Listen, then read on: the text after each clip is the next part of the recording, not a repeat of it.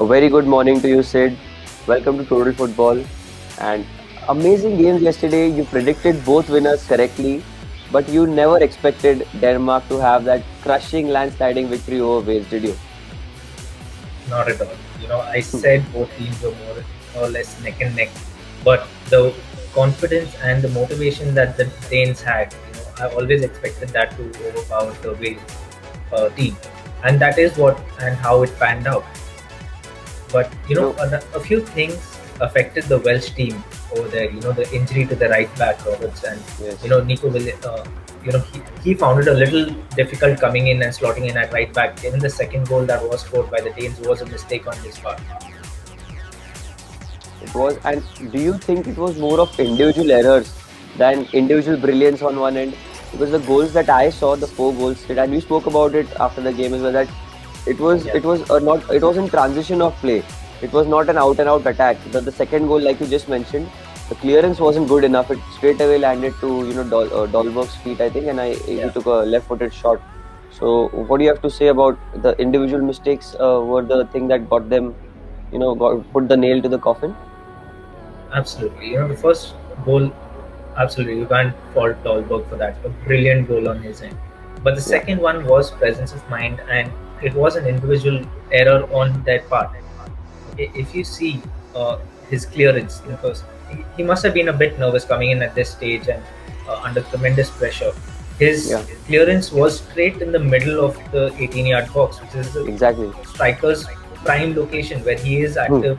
That is his field of his poaching ground. So there were no mistakes on Dahlberg's part. The other two goals were individual brilliance as well. That was a gift to Dolberg, if I may say, because he must be, Yeah, just thinking that, oh my God, I've just missed a chance, and there it was, right on a platter, and he wasn't going to miss that from that angle. So, and a comfortable win for Denmark, and they qualify the first team to qualify for the round of six from the round of 16 to the quarterfinals now, to the top yeah, eight teams. Now, speaking of the second game that happened, Italy versus Austria, I can see that, you were a bit uh, astonished by the way Austria performed because no one expected them. I mean, we did want a, dark horse or an underdog to play well, but against this Italian defense, they finally broke through that clean sheet barrier and they ensured that, they did score a goal and they got something out of the game, did they? absolutely. Actually, I did expect the Austrians to sit back, as I said in yesterday's show, and try and hit on the Yeah. counter. And Yeah. they'd be kicking themselves because Arnautovic did score a goal, which would have kept the Italians out of the Offside. tournament. But yeah, VAR ruling him offside, unfortunately. Sid, sorry to cut you there, but I now remember clearly before the tournament I'd asked you which team is the dark horse or which will be something like that, and you said that Yeah, VAR is going to be the dark horse of the tournament because VAR has absolutely. ruled out so many goals, has really given so many goals. The goal of Brathwaite as well, it was ruled Yeah, offside in the open play, yes, but then the VAR got the check done and it was given as a goal. So yes, you were bang on target on that because VAR has made that big difference, Sid. Now, please, if you can continue about the Italy versus Austria game, what were your thoughts on Italian defense problems? We spoke yesterday that they haven't been tested to the limits. They might choke in yeah. front of bigger teams. Now, a team like Austria gave them a run for their money. So, were we right when we spoke about, that we've given them too much credit too soon?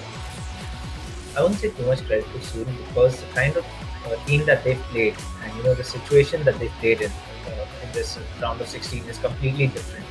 So if Hmm. you see, the Austrians knew they would not be able to crack the Italian defense too easily. That's why they sat back and tried to hit on the counter, and they were successful. It Yeah. was, you would see the Austrian defenders putting their body on the line and not letting Yes. a shot on target. It was amazing defense on their part, and that was the tactical nuance that I said that is going to play a huge role going forward. Are they going to listen to the manager's game style, etc.? And if you see the Italians as well, a little bit of concern because Chiellini is injured and he is Bonucci's partner, and he brings a lot of confidence to the defense there. So that might be a miss, but I think the Italians have it in them. Insigne and Immobile need to perform if they are to Yeah, go they do. far. And They do. basis today's outcome, they'll be facing either Belgium or Portugal, which will be a very tough task. and one of their Yes. toughest tasks in this run. I think the player of the day yesterday definitely for Italy was Spinazzola, because the way Yeah, he played on the left side. I mean, if you have to talk about individual brilliance on the ball, it was definitely him. He provided that assist to Chiesa as well, and he was yeah, really good in the whole game. Whole 120 minutes he played as a left back. That's very tiring. We know how difficult it is. But Italy qualify as well. It was much expected and it was much awaited for the Azzurri fans for a long, long time now. So, Sid, quickly moving on to the first game for today. It's Netherlands versus Czech Republic.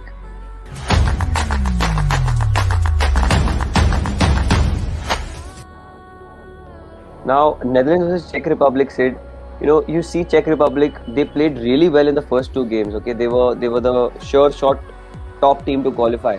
But the defeat in the end against England, it put brakes on the qualification process. But luckily for them, the goal difference helped them qualify. So, do you think it's a absolutely. bittersweet kind of a moment for them? And now they're playing Netherlands, who we all know is trying to revamp. Although they've won a lot of they won 3 out of 3, but they're still on that verge of on the revamped position like we speak of. Do you think Czech Absolutely. Republic will be happy with this draw and they will look forward to playing having a good game here? Absolutely.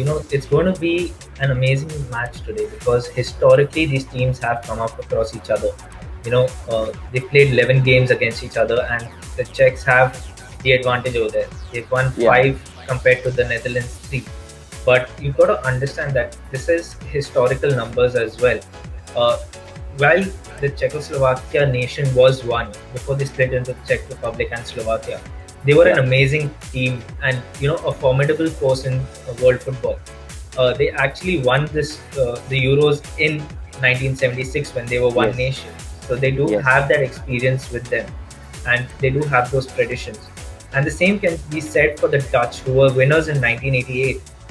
So both teams do have the history of winning this tournament, and they played each other several times. There is history over here, but today it's going to be a different side because now the Czech Republic, of course, their form in the group stages wasn't that great. The Netherlands squad are rebuilding, great set of results, but this match today is going to be a completely different ball game for both of them. Absolutely. And like you spoke about Czechoslovakia, the Czechs and the Slovaks, they had Yeah, the joint team.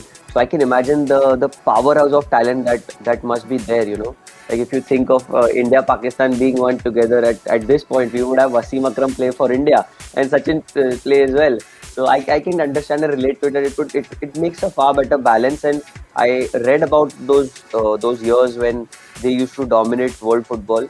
So Czech was a threat at that time. So they have that history, if I may say, they have a good history, rich history in European football, European championships. Now, speaking of this, there's an interesting player battle here as well, because Memphis Depay is the player who really makes the game for the yeah, Dutch. He plays on the left wing, and Kufal is the right back out there who is very very attacking Sid. So you think like yesterday Ben Davies had to ensure that he doesn't let the right winger overrun all the time. So you think Kufal will be told to be in his position, not attack too much against this Dutch side? absolutely not. I think, in fact, the coach will be quite the opposite. He'll tell him to attack because if Ufal is attacking, okay, Memphis Depay has to stay back a little, All that, okay, yeah, because he has to perform his defensive duties as well. As an attacker, attack is not your only prospect or job. You do have to fall back and help your team because the Dutch left back is going to be occupied with the right winger over there. And if yeah, Ufal is also on the overlap, they'll be outnumbered. So Depay absolutely. also has to stay back. So while Ufal will be aware of Depay's threat while he's defending, his main a second form of defense is obviously attacking. So he will be Yeah, attacking a lot more than he actually does in usual games. that's a good point. That's a reverse psychology of sorts, because you Yeah, think that he will be pinned to his corner, he will be pinned in that square or that straight line where he has to just yeah, defend, defend, and defend. But what if I go and take the attack to the opposition? That's a good point you made there. That's something that I really didn't think of here. Sid, speaking of two teams, what is your thought that do you think that they have got that right amount of balance to move forward in this tournament, because the winner is going to play Denmark, and now we know Denmark has put a point and proven a point that God, we are here to win it, not just compete. Do you think this Yeah. team is balanced enough? The two teams that we are looking at here, that are they balanced enough to progress further in the tournament at the highest level, like reach the semis and the finals eventually? Yeah. So absolutely, I think both teams do have that mix of youth and experience within them, be it the Dutch or the Czech Republic. Now, if I see the Czech Republic, they have experienced players in the form of Kufal and Suchek, okay, Yeah. and as well as a young striker Patrick Schick, who's taken the tournament by storm. Especially with his Yes. second goal against Scotland. Scotland. Okay, Yeah. so you know his presence of mind is there. So you can't let him be and not be aware of his presence as a Dutch defender. Yeah. You're going to have to play and be aware of his presence. Patrick Schick is not going to let you be complacent at the back. So I do expect him to attack a lot, and his right back Kufal will be pinging those balls from the right wing to him. Yes. Yes, he will. And Patrick has made a name for himself in this tournament. Before this, he was an unknown quantity of sorts. Who is this guy? Who is this guy? But now everyone knows who he is. He's now become a name that people know with a wonder goal that he scored. So this is what international football does to you. It makes you a hero in a day. So that's a big advantage for the Czech. They have a lot of positives. Well before the tournament has begun. The quarterfinals have begun. So it's a big match here. Now, surprisingly, Luke De Jong has got injured, and he was the talisman in this team because he was the target man when the crosses used to go in. Luke De Jong was the one who was at the receiving end because of his height and the reach that he can provide. So you think that this will be something that the Dutch would have a problem with, because their game was quite putting in those crosses for Dumfries and Luke De Jong to get those headers in. But now with the absence of this guy, you think anyone is you could see a Depay come in the center? Oh no, I think the Dutch had this contingency plan because Luke De Jong came into this tournament with some injury concerns. Okay, so what they did was they brought in the young Wout Weghorst. Okay, yeah, and what happened was just before the tournament he got his first Dutch goal, and in the tournament itself he scored a few right now, and he is their main target man now. So credit to the Dutch coach. He has thought of what if Luke De Jong can't make it through the tournament, and he brought in this young man, and he has performed admirably. Yes, that is something to look forward to now, because this is going to be an interesting game here. So quickly, my final question, Sid. Pick a winner for today. Give me your predictions for today, because yesterday you were bang on, and I am sure that you will carry that form throughout the knockout phases of the tournament. Absolutely. So with the Dutch, we know goals are a given. They've been scoring at least 2 goals per match for the at least the best part of the last 10 matches. And while the Czech has struggled for goals, Patrick Schick has come in and provided them. But I think the Dutch in the midfield as well. Gigi Wijnaldum, if you see him, he has scored 3 goals. He is getting those goals from midfield, which has reduced the burden on the attacking force. And surprisingly, he's joined second as top scorer in the tournament. Yeah. So there will be goals from midfield by him as well. So I think a comfortable win for the Dutch. There might be a few iffy moments for them in the middle, but I think the Dutch will come out 3-1 winners over here.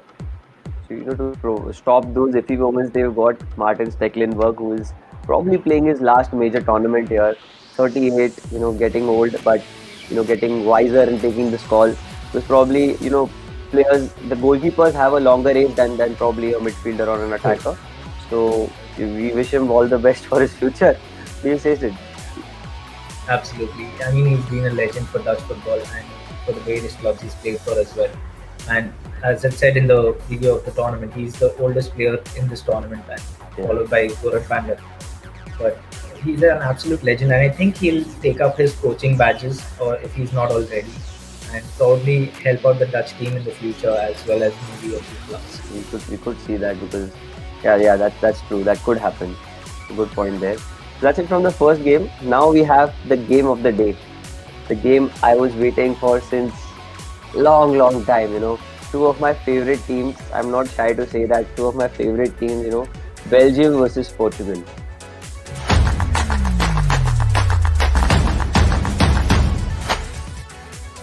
So it is the world number one, the Belgian side, versus the Portuguese, defending champions of the Euros. Sid, what are your thoughts on this fixture? And you think this is a final in itself? Absolutely. We've been saying it for the last few days that every match is a final, but none have as much emphasis as this match. As you said, Absolutely. the world number one team versus the reigning champions. But at the same time, we've seen in this tournament and especially in the group of death that rankings or history play no role because the Hungarian side took everyone to the dogs. Absolutely. So, Sid, quickly moving on. The first thing that I want to talk about in this is the interesting contest between Lukaku and Ruben Diaz. So, see, Ruben Diaz, Sid, we all have spoken about him, and he's a bright young prospect for Manchester City, for Portugal as well. And here we speak of Lukaku with these 63, 64 odd goals for his country now, and he's been crushing the opposition. So, do you think that this is the real test for Ruben Diaz? Because so far he has played against good oppositions. He's at City, he has got a lot of club success. But this is the real test. This is where it all counts. Absolutely. While it's a different ball game, be it international football or club football, but the kind of opposition that he faced, no one wants to face a Lukaku. He's a striker in the prime of his days. He just needs a moment and he can score a get past you. So it's going to be a huge test for Ruben Diaz because while he has come up against brilliant strikers as part of the Portugal team, as part of the Benfica team that he was in, or in Manchester City, but every game is going to be a challenge for him year on year. He was tested, in the group of death. An own goal. I believe he scored an own goal against Yes, he Germany did. as well. He did. So that will be playing on the back of his mind. It always does, while I'm clearing after, especially after scoring an own goal. So I will see that, maybe Pepe will be someone to calm his nerves and guide him through this match because his experience will help Ruben Diaz.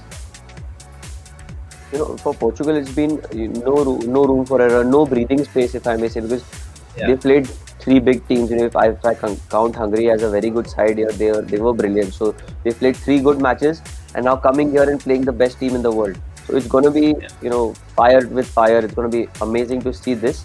But firstly, I want to mention what do you have to say about Cristiano Ronaldo equaling the record with the Iranian legend. And this is what he had to say about Cristiano Ronaldo. Obviously, sharing such a big record together now. You might be feeling, from the Iranian fans' perspective that Ronaldo shouldn't have scored so many goals. Let us have some record to ourselves. But Cristiano Ronaldo is known to just, kick those records out of the window. absolutely. I himself must not have thought that anyone would come close to his record. I mean, even if you see in world football right now, the next closest person is at I think 70 or 60 odd goals. Sunil Chetri has moved down to three. 74 goals, Yeah, say three. yeah, he's moved on to third. I Oh, can't remember who's surpassed him, but okay. yeah, irrespective. I mean, he's way ahead of the competition. You know, I expect him to probably get a goal in this game and you know, solidify his stand and his record, make it his Seal own the deal. record now. Yeah, Seal the deal once and for all. Sit head to head, if you have a look at these two teams, the last five times these teams met, Portugal have won three out of the five and have had true draws. So they are unbeaten in the last five head to head meetings between these two teams. So do you think, this is like an outside chance for Portugal here? Because, you don't know who's going to win this game, because this game will be decided on probably a moment of brilliance, like the big games are. So you think yeah, this is an added advantage that Portugal have in them, with the last five games they have won three of them. absolutely. So they are familiar with their opponents and they will use that history and experience probably to counter the Belgian side. But these both these teams are favorites to win the Euros, so you can't rule any of them out. Yes, So again, I think it's going to be back to the managers who's able to dictate the flow of the game, whose strategy counters the other better. Because we might see a few surprises. I mean, if you yes, see the Portuguese side, I think there's a big headache on the coach's mind between Renato Sanchez or Bruno Fernandes yes. because both have had good campaigns. Bruno Fernandes, from an attacking standpoint, I think 27 or 28 odd goals for United, while Renato Sanchez surprised League One winners with Lille, being again touted by Bayern Munich, who might want him back, and a Right, host but of other yeah, clubs for Sanchez. But his performances in the center midfield, Bruno, while he's a brilliant midfielder, his strength seems to be in attack and yeah, not in the middle of the pitch where Renato Sanchez seems to thrive. So I think that will be a big headache, and it might counter or play on the minds of the Belgians as well. That who starts, possibly, right? possibly. Because they That's a might good. set up with a different setup. But if you Yeah, see the Belgians as well, they have a lot of players coming back from injury, be it Axel Witsel, Eden Hazard, or KDB. KDB will be a man to watch out for because in the second game he came in and got in 2 goals, which was probably key to them topping the group. correct, correct. Now, you spoke of KDB. He is, for me, I think he is one of the best midfielders in the world. In the current lot, he is right up there. So, do you think this brings on added pressure? Being a Portuguese coach now, Nuno Santos has, as you said, he is in a dilemma as it is, as to should Yeah, I play Bruno or should I play Renato Sanchez, because both of them have performed fairly well. But do you think it plays on the mind of the coach as well, because of the fact that the presence that these players have, Eden Hazard, the form that he was in when he played for Chelsea, if he even plays 30% of what he has done and replicated in the past, I think that Belgium will win this Euro with every game as a clean sheet because of the talent that they have. So you think it will play on the minds of the Portuguese players as well as the management, that who should be the proper absolutely. playing 11 and what should be our formation? Should we change it according to these opposition because these are the best? This is the best team in the world. Absolutely, and it's not going to be just a headache for the Portuguese coach. It's going to be a headache for Martinez as well, because both these teams have players who can win a match on their own, given their Yeah, team. Okay, both are star-studded teams. Now the problem that both managers will be thinking of, they don't know who will be selected. More or less set squad because the managers have that, and that is why they played a certain way through the group stages. yeah, But you still have that in the back of your mind. What if he makes this change? Okay, what if, say, for a Portugal perspective, if I get Renato Sanchez instead of Bruno Fernandes, who do I start then? Do I go more defensive? Do I go more attack? correct. Depending on who starts. And the same goes, he'll be thinking from the Belgian side. Will he risk Hazard starting? Yeah, Will he risk Witzel? Will he risk? I think KDB is a sure starter. There's no risk anymore. But a lot of gameplay and strategy will be involved there. Also, how and what instructions you'll be giving the players. Probably a correct. midfielder like Renato Sanchez will be asked to keep an eye out on Kevin De Bruyne. Yeah. So there's a lot of tactics that will be involved with it. Yes, and this is, if I'm not wrong, this is the first major tournament meeting between these two teams. Previously, Yeah, they've played matches, but they have been probably an international friendly or just an exhibition match, if I may say. But they've yeah, never played in major competition. So this will be the absolutely. first game of its kind. So you think, looking at these two teams, that yes, Belgium are the better side, but I will dilemma myself that who is the better side here and who's going to come out victorious. I would like to know from you, what is your prediction for today? And finally, is Ronaldo going to be getting that goal to break the record on this day? Absolutely. I think Ronaldo's getting his goal today to seal that record for himself. There's no doubt about it. But I do think the Belgians will come out winners over here, but ever so slightly. I Yeah, think depending on how the match goes, it'll be a 2-1 or a 3-2 win for the Belgians. Right. it's a brilliant 3-2-2-1, a goal fest, if I may say. But Sid, it will be so disheartening and disappointing to see one of these two teams exit so early in the tournament. Such brilliant players they've got. If I were to be, out there with the gods of fate, I would make sure that there is a draw and probably some team just backs out and they fail in it. It's just a vague fictional thing I'm talking about. But it would be fun to see them, in the later of the tournament where it actually is Absolutely. a lot of pressure. But this is the final itself. We've been speaking about it since a couple of days that there are all the matches are like one of a kind and just the finals. So Yeah. thank you, Sid, for your predictions, for your statistics, and I will see you tomorrow. Let's hope that Ronaldo gets his goal. Probably Belgium qualify if it is to be. And in the first game, let's hope that Netherlands get that win as well. So thank you for joining with me, Sid. This was Total Football by Sports Adda.